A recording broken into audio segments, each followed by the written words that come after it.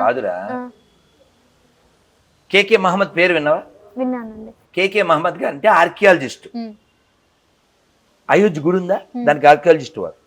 వారు ఏమన్నారంటే, until Hindus are majority there is రాజ్యాంగం అండ్ సెక్యులరిజం ఇన్ ఇండియా.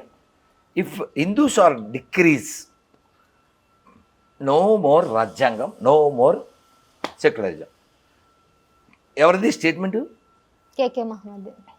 అర్థం చేసుకో, నేను చెప్పలే. సో కాబట్టి ఈ దేశంలో ఆయన స్టేట్మెంట్ ఇచ్చినంత మాత్రాన వాస్తవాలు ఎందుకు కాదు? అదో పెచ్చబొర్రా. పోనీ ఇప్పుడు నువ్వు ఆయన చెప్పింది నిజమా కాదా నువ్వు చెక్ చేయాలనుకుంటే, ఇప్పుడు రాత్రి 9 అయిందా, గుళ్ళో కూర్చుని ఇక్కడ అంతా పురుషులే ఉన్నారు, ఒక్క ఆడపిల్లవే నువ్వు. ప్రశాంతంగా గుళ్ళో కూర్చుని మనం ఏంటి ఇంటర్వ్యూ చేస్తున్నాం. ఇలా ఇంటర్వ్యూ నువ్వు ఇప్పుడు వెళ్ళి పాత బస్తీలు ఎవరినన్నా చేసిరా? పెద్ద బామర్దినో చిన్న బామర్దినో నువ్వు రా, అసలు చూస్తాం. చూసా ఆన్సర్ ఇచ్చింది.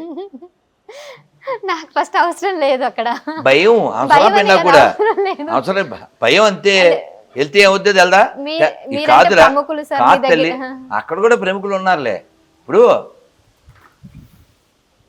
ఇప్పుడు కరెంటు బిల్లు కడుతున్నావా లేదా మీ ఇంటికి? అతను కడతాడు. పాత బస్సులో అందరూ కడతారా? అలా కట్టమని వెళ్తే ఆ లైన్ మెన్ కొట్టారు.